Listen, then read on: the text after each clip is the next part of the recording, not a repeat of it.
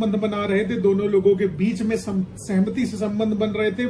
सब कुछ ओके था, लेकिन ऑल ऑफ सडन चीजें खराब हो गई तो लड़की ने उनके ऊपर एलिगेशन लगा दिए शादी का झांसा देते हुए शारीरिक संबंध बनाने के, जिसको बोलते हैं सेक्शन 69। सेक्शन 69B ने से मुकदमा पंजीकृत हो गया।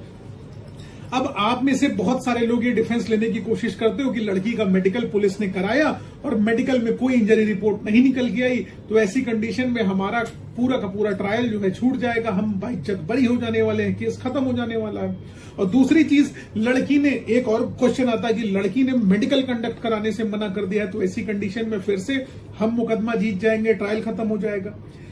तो एक चीज जो अपने मन में आपने कंफ्यूजन पाल के रखी है कि शादी का झांसा का एलिगेशन लगा और उसके बाद लड़की का मेडिकल में कुछ नहीं आया या मेडिकल उसने कंडक्ट कराने से मना कर दिया, तो ऐसी कंडीशन में केस खत्म हो जाएगा, तो ये सब कोरी बातें हैं। बिल्कुल ऐसा नहीं होने वाला है। केस किसी कीमत पर नहीं खत्म होने वाला है, चाहे मेडिकल हो और चाहे मेडिकल ना हो। क्यों नहीं खत्म होने वाला है? जहां पर फॉल्स प्रेटेक्स्ट ऑफ मैरिज हो रही है, फॉल्स प्रेटेक्स्ट ऑफ मैरिज यानी शादी का झांसा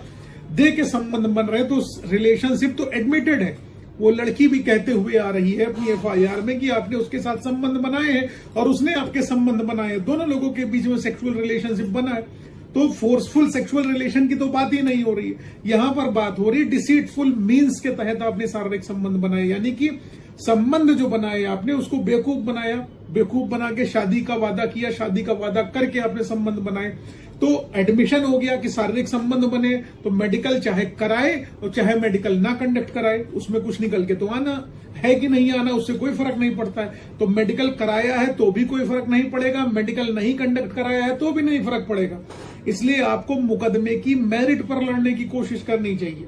मेडिकल ना होना शादी का झांसा के मैटर में या होना, उससे किसी प्रकार का प्रभाव केस में, ट्रायल में नहीं पड़ने वाला, ये ध्यान रखिएगा। क्योंकि संबंध बनाना एडमिशन हो चुका है दोनों पार्टीज का, और आप भी कह रहे हो कि संबंध बने, सहमति से बने,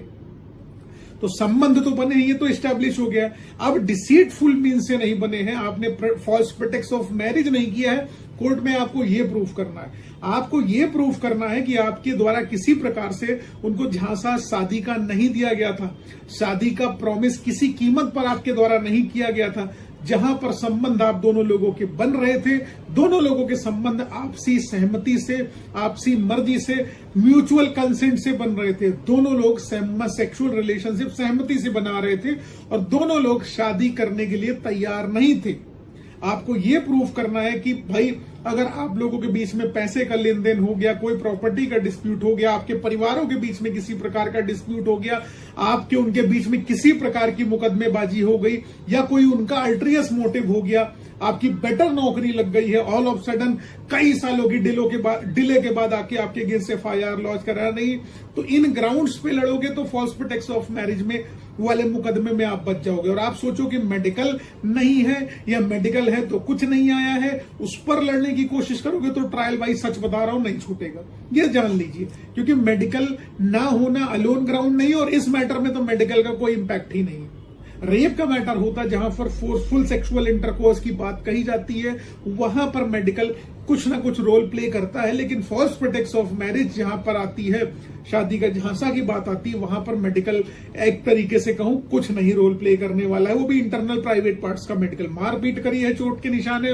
वो तो ट्रायल के दौरान वो अलग का विषय है। लेकिन जहां पर सेक्सुअल रिलेशनशिप को स्टैब्लिश करने के लिए, नहीं स्टैब्लिश करने के लिए आप मेडिकल के ग्राउंड पे जाओगे तो इट विल नॉट हेल्प। उम्मीद है इस वीडियो से कुछ ना कुछ दिमाग खुलेगा, उम्मीद है आपको हेल्प मिलेगा, सपोर्ट मिलेगा। अगर ऐसा है तो वीडियो को लाइक करो, चैनल को सब्सक्राइब करो,